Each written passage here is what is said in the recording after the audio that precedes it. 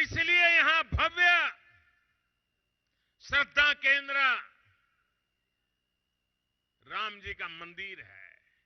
अब आप मुझे बताइए, अयोध्या में राम जन्मभूमि का मामला इतने सालों से लटक रहा, इतने सालों से लटकता रहा, इसका समाधान होना चाहिए था कि नहीं होना चाहिए था?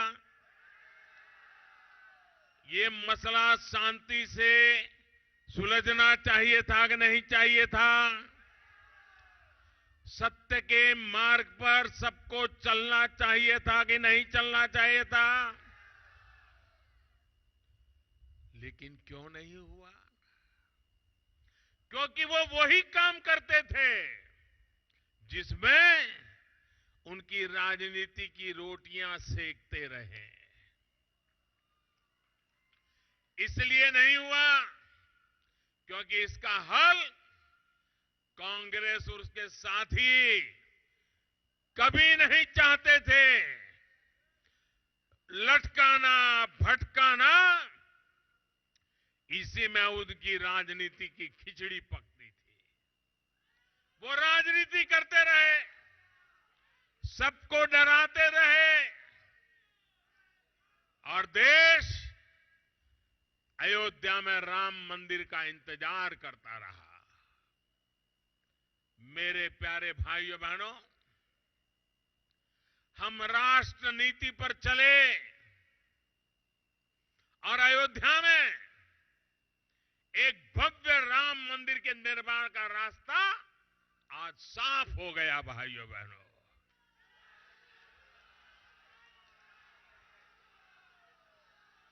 कहीं कोई तनाव हुआ क्या? कहीं कोई तनाव हुआ क्या? कोई दंगा हुआ क्या? मारपीट हुई क्या?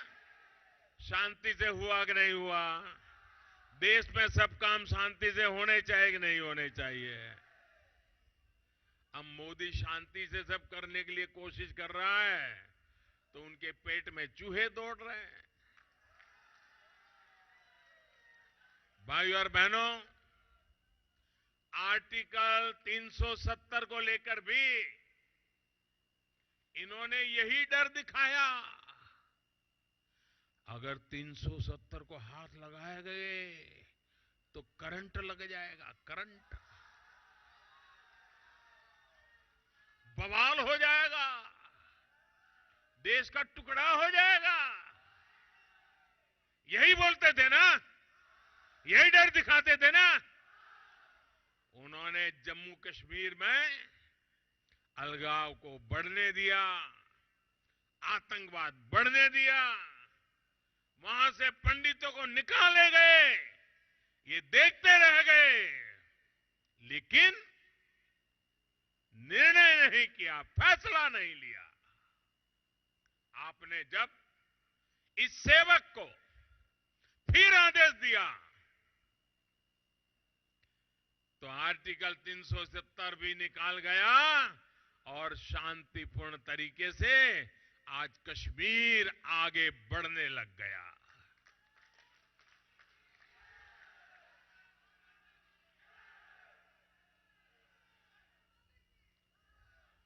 साथियों, आपने इस डर को, इस छल को नकार दिया। पूरे देश ने इस कांग्रेस और उसके साथियों की नकारात्मक सोच को ही नकार दिया। लेकिन साथियों, लोगों को डराने को, झूठी बातें फैलाने को उन्होंने अपनी राजनीति का आधार बना दिया है। जनता की सेवा करके राजनीति नहीं कर सकते, झूठ फैला करके ही, डर का माहौल पैदा करके ही भी अपनी राजनीति करने की आदत अभी भी उसी के भरोसे चल रहे हैं। अब देखिए, अब नागरिकता संशोधन कानून को लेकर फिर से ये सफेद झूठ बोलने लगे हैं, लोगों को डराने लगे हैं। कांग्रेस और उसके जैसे दलों और उसके वामपंथी इकोसिस्टम ने पूरी ताकत झोंक दी है भारत के मुसलमानों को डराने के लिए। ये लोग देश में झूठ और भ्रम का माहौल बना रहे हैं, हिंसा फैला रहे हैं, जबकि ये बात पत्थर की लकीर की तरह साफ है कि नागरिकता संशोधन कानून से भारत के एक भी नागरिक को, चाहे वो हिंदू हो, मुसलमान हो, ईसाई हो या पारसी हो, किसी की भी नागरिकता पर कोई असर नहीं होगा।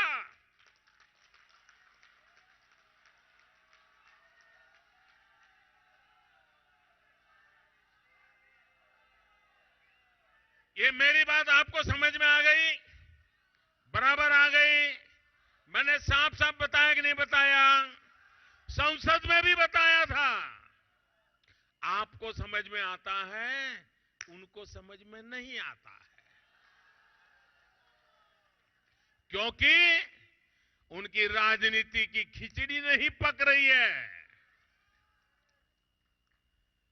भाइयों बहनों, फिर भी कांग्रेस और उसके साथी झूठ फैला रहे हैं, अफवाह फैला रहे हैं, अपप्रचार कर रहे हैं। साथियों, आज झारखंड की इस धरती से, इन वीर पुत्रों की धरती से, देश के लिए मर मिटने वाले इन शहीदों की धरती से मैं फिर एक बार पूरे देश को, देश के प्रत्येक नागरिक को, चाहे हिंदू हो, मुसलमान हो, हर किसी को फिर से कहना चाहता हूं कि इस कानून से किसी भी भारतीय नागरिक की नागरिकता पर कोई असर नहीं होगा। हमने जो कानून बनाया है, ये तो हमारे पड़ोस के 3 देशों में, बांग्लादेश, पाकिस्तान, अफगानिस्तान, 3 देशों में धार्मिक अत्याचार की वजह से भारत आने वाले लोगों के लिए हमने कानून बनाया है। ये उन लोगों के लिए बनाया गया है जो वर्षों से बहुत ही दयनीय स्थिति में है, जिनके पास वापसी का कोई रास्ता ही नहीं है। मैं पूछना चाहता हूं कि आखिर इसमें भारतीय मुसलमानों या किसी भी भारतीय नागरिक के अधिकारों का हनन कहां होता है? क्यों झूठ बोल रहे हो? क्यों झूठ फैला रहे हो? क्यों देश को बर्बाद करने में तुले हुए हो?